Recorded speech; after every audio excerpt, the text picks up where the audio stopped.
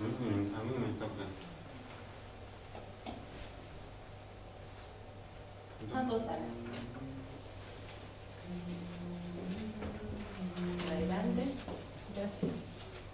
Let us go then, you and I, when the evening is spread out against the sky like a patient etherized upon a table. Let us go through certain half-deserted streets, the muttering retreats of restless nights in one-night cheap hotels and sawdust restaurants with oyster shells. Streets that follow like a tedious argument of insidious intent to lead you to an overwhelming question. Oh, do not ask, what is it? Let us go and make our visit. In the room the women come and go, talking of Michelangelo.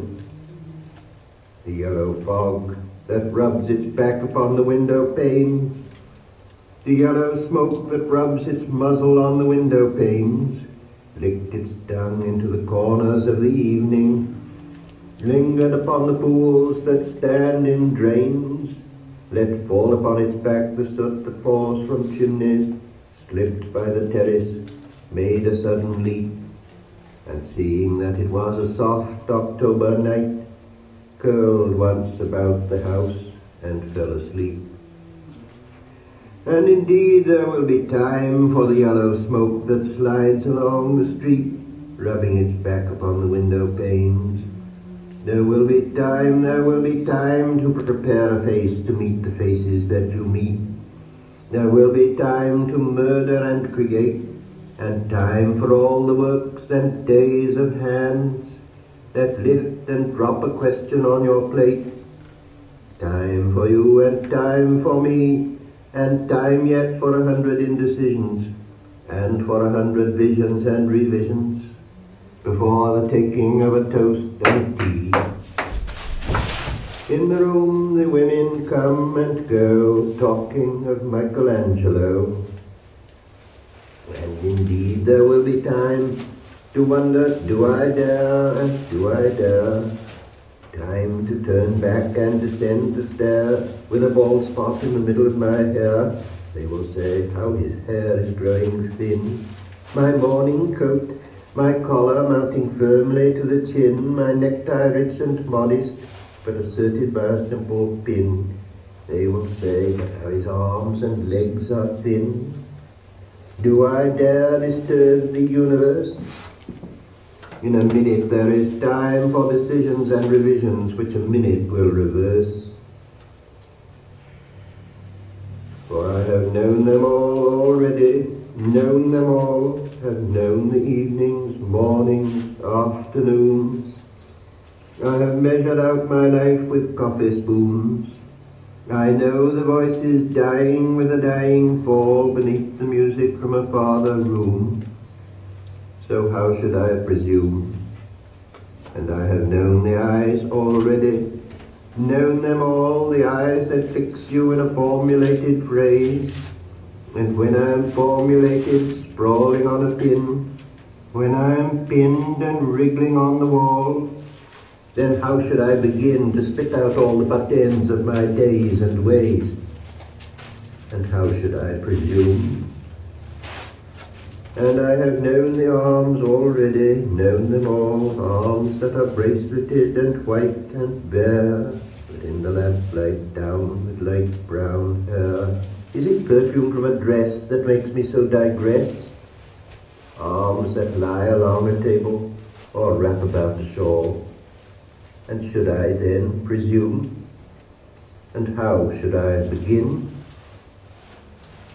Shall I say, I have gone at dusk through narrow streets and watched the smoke that rises from the pipes of lonely men in shirt sleeves, leaning out of windows.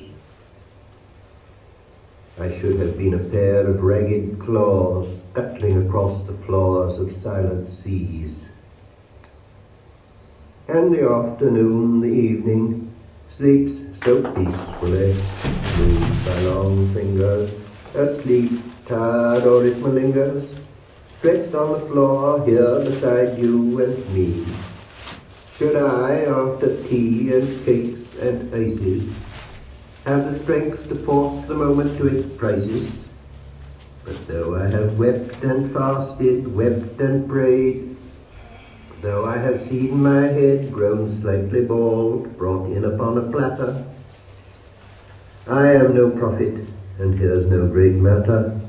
I have seen the moment of my greatness flicker, and I have seen the eternal footman hold my coat and snicker, and in short, I was afraid.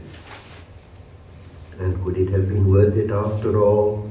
After the cups, the marmalade, the tea, among the porcelain, among some talk of you and me, would it have been worthwhile to have bitten off the matter with a smile, to have squeezed the universe into a ball, to roll it toward some overwhelming question, to say, I am Lazarus, come from the dead, come back to tell you all, I shall tell you all, if one settling a pillow by her head should say, that is not what I meant at all, that is not it at all.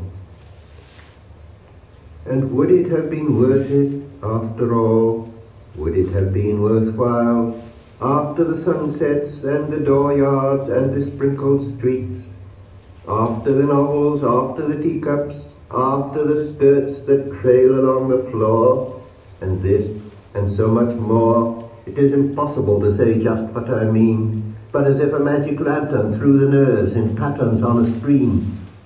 Would it have been worthwhile if one, settling a pillow or throwing off a shawl and turning toward the window, should say, that is not it at all, that is not what I meant at all.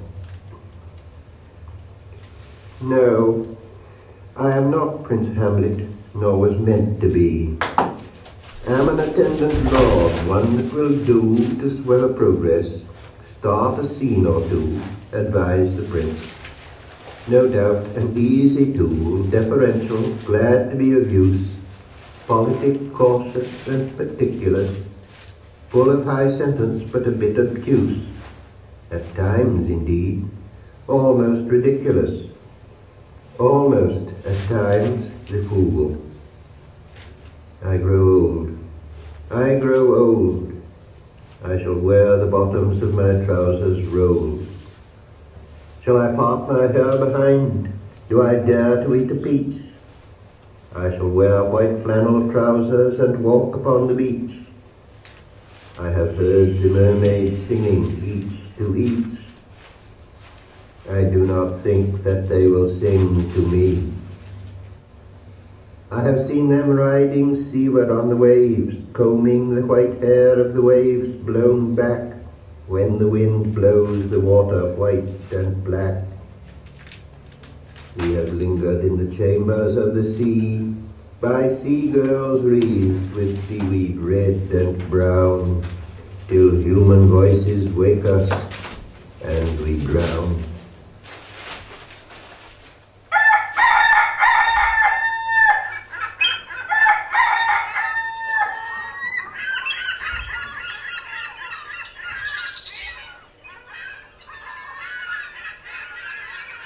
Salud.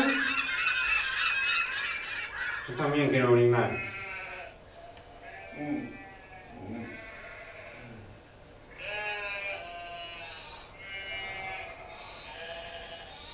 ¿Qué hora es, Gastón?